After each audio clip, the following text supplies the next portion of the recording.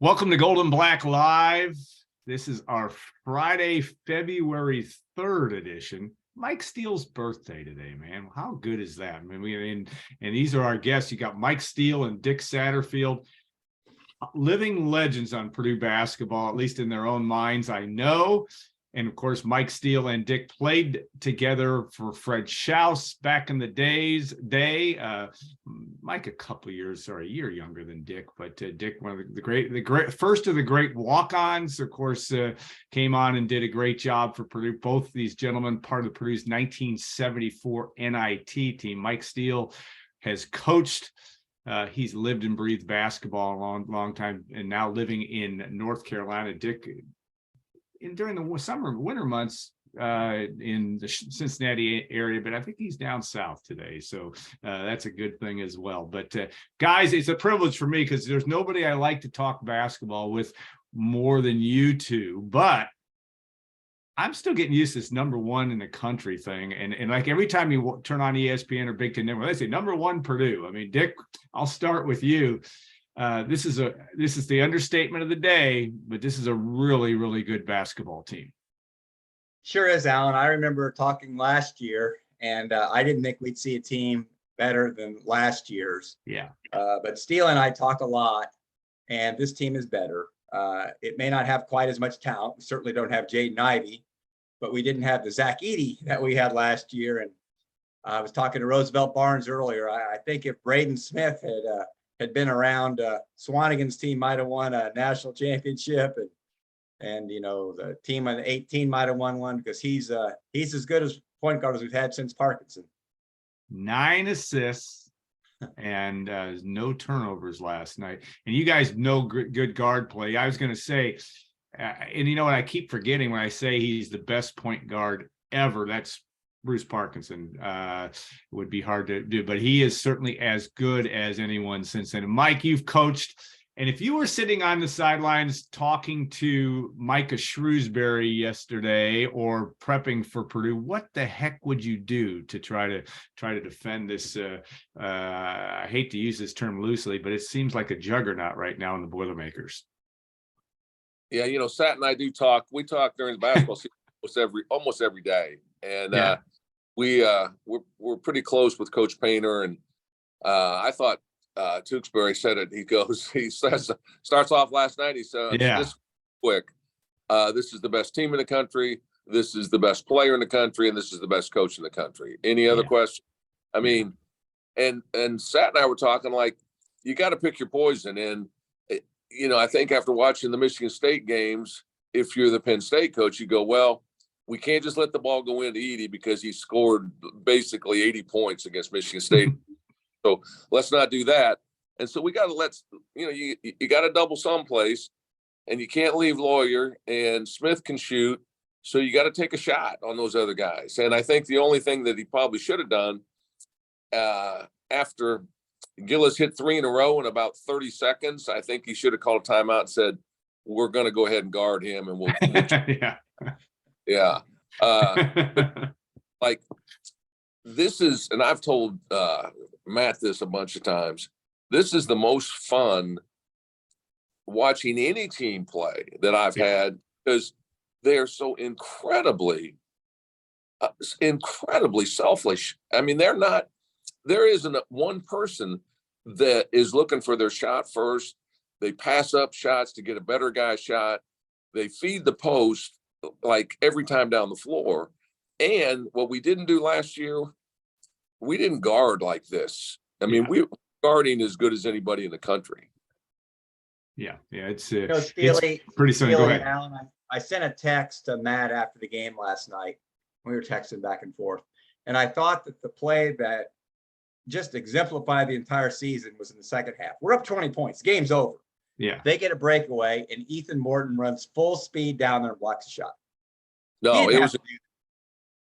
And you know what? Yeah. Purdue fans, I went a couple weeks ago to out to see Kansas play. Yeah. And that place is incredible. Well, one of the guys that was with me went to the game, and then he came to the Purdue game. And if Kansas is 1, Purdue now is 1A because the atmosphere And this guy said, no, I think it's louder and more intense. You know, they did the whiteout and they did a great job of, they had white shirts for everybody, 14,000, whatever it is. And I just think that having all those shirts for everybody just kind of shows you the, you know, Purdue's doing it first class, and they have really, the atmosphere is incredible.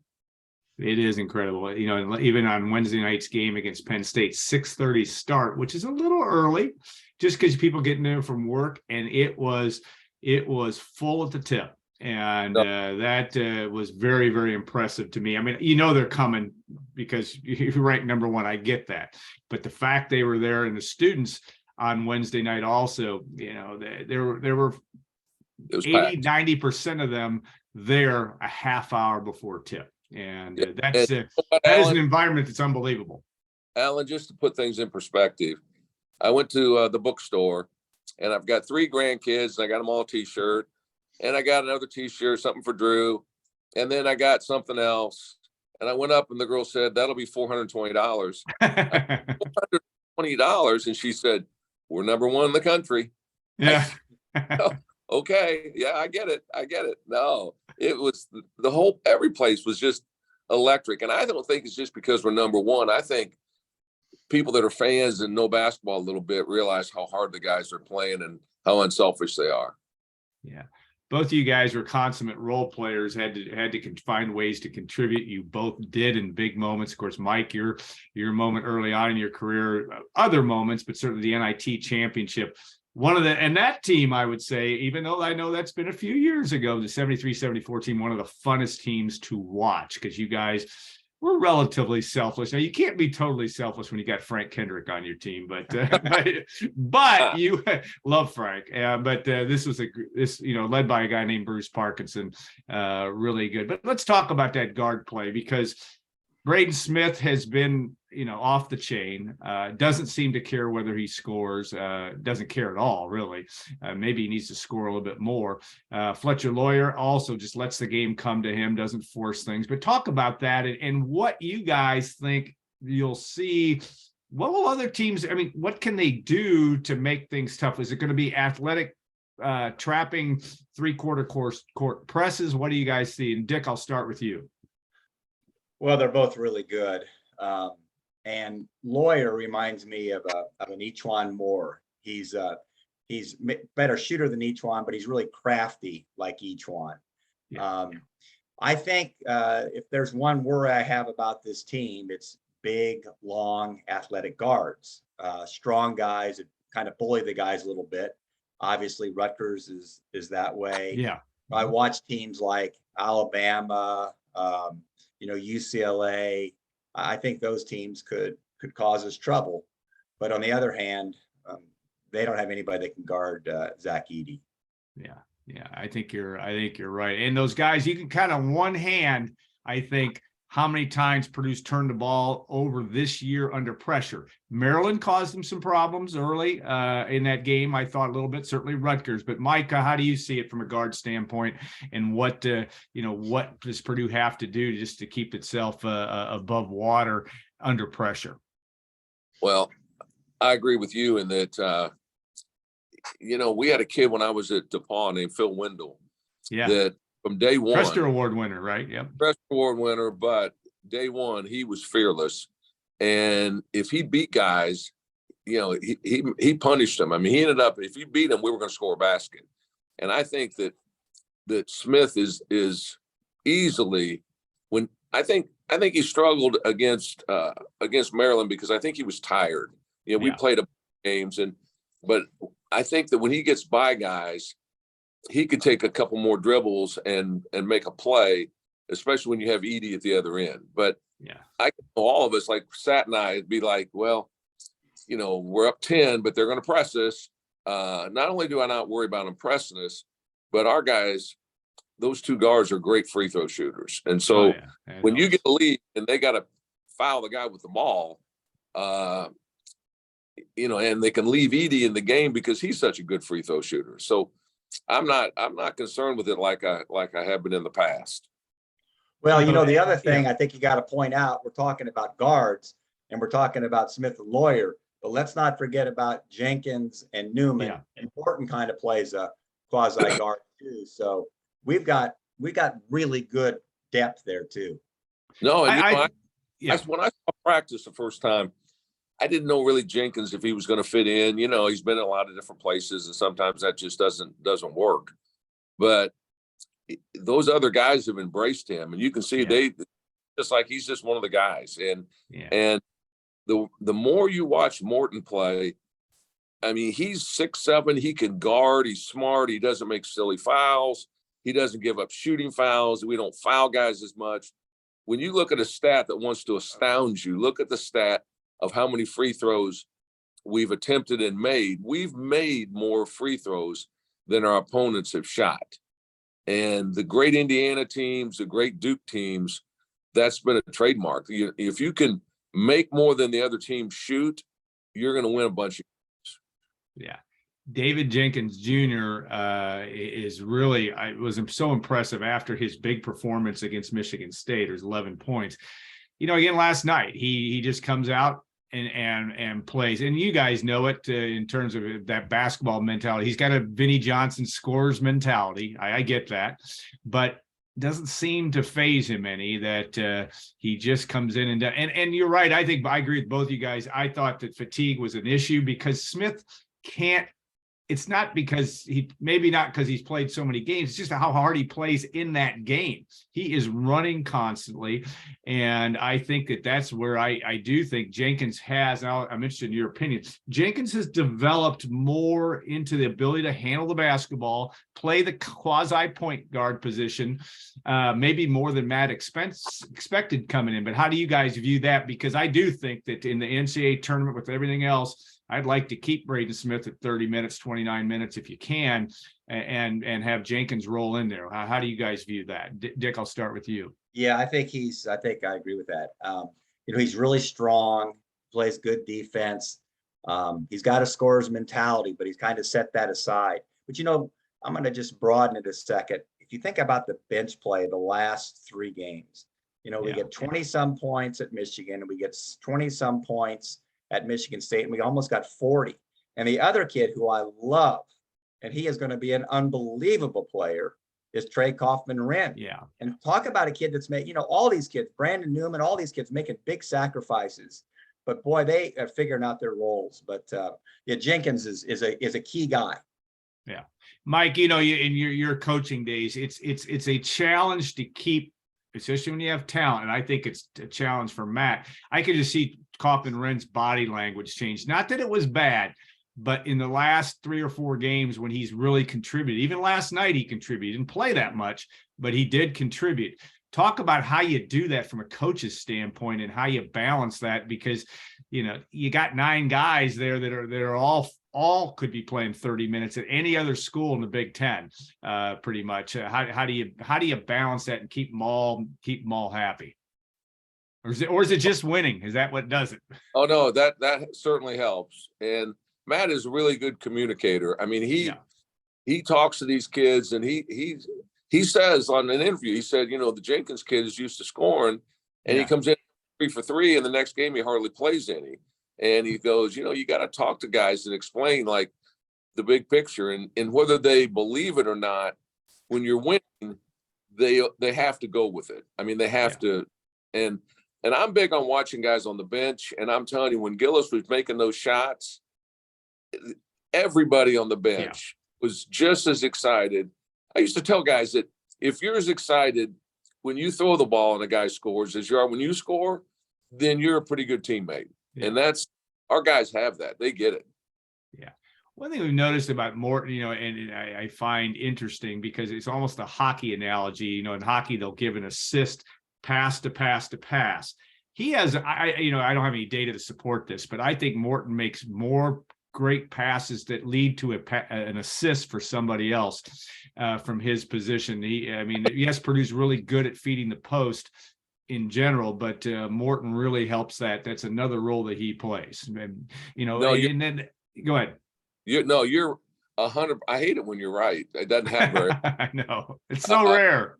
No, exactly.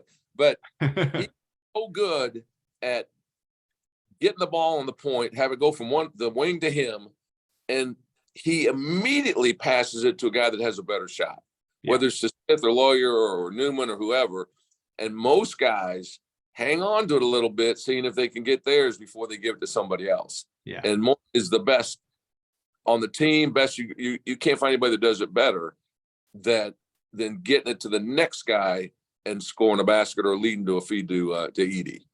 You know, I've always been a big fan of his, as Steele can tell you, but he is quietly starting to shoot the ball a lot better. If you notice, you got to do that too.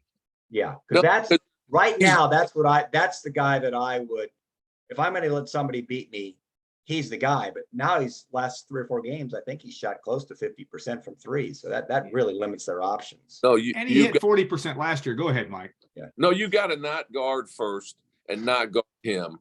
Right. If you're going to cheat, that's who you got to cheat off of. And I don't think, the St. Peter's game last year, they knocked our guys. They just shoved them off the block. Well, I think that Edie, his confidence level is so high right now that when they shove him, he just goes right back there. And his footwork is so improved. It's just amazing how much better he is. And it just shows how hard that kid has worked. Yeah, it's an excellent point, Mike, because Matt Painter actually talked about that Wednesday night, about the only team that really did defend him. And he mentioned St. Peter's in that game, and how a 6'8" guy at St. Peter's really did cause problems. But I think you're right that Edie is it's a whole different animal at this point in time. And I give him, he's again, almost too good to be true in terms of how he's playing. And again, another game last night, not only 9 shots, he could care less. He said post game on Wednesday night, it was kind of nice to have a breather in terms of having to do stuff. I thought that was impressive. The other thing that we talk a little bit about, and Mike said it, and he's so right, about our defense. My son David is a big analytics guy, and he works for Kroger and IT. I guess I shouldn't be surprised. And last year he was always worried about their defense. Frankly, I wasn't, because I just figured we'd outscore everybody. But I tell you, not only we good defensively, one of the kids we haven't talked much about, he is so much better defensively, is Caleb First. Yeah. I mean, he can guard everybody. And I think it'll really be interesting Saturday to see if Matt might put him on Davis and put Zach on Race Thompson. I'm not sure what he'll do. But the point is, both of those guys can guard either one of those guys. Now, Indiana's really good. I'm sure we'll talk about that. But they can at least guard them. Yeah. I am going to turn that to Indiana. You guys have both played in that facility. It is a tough place to play. I don't think either of you, because you guys you were gone in 77 when Purdue did finally win there. You lost, I remember, a heartbreaker in the NIT season. There, it was bad officiating too, but that's another topic. Worst call ever. Loose ball foul on Bruce Rose on John Leskowski at midcourt. Unbelievable. Yeah. But I digress. What, Mike, I'll start with you on the whole notion of playing down there, and you've watched Indiana play, and there certainly is there's talent there. They play much better at home, sans the Northwestern game.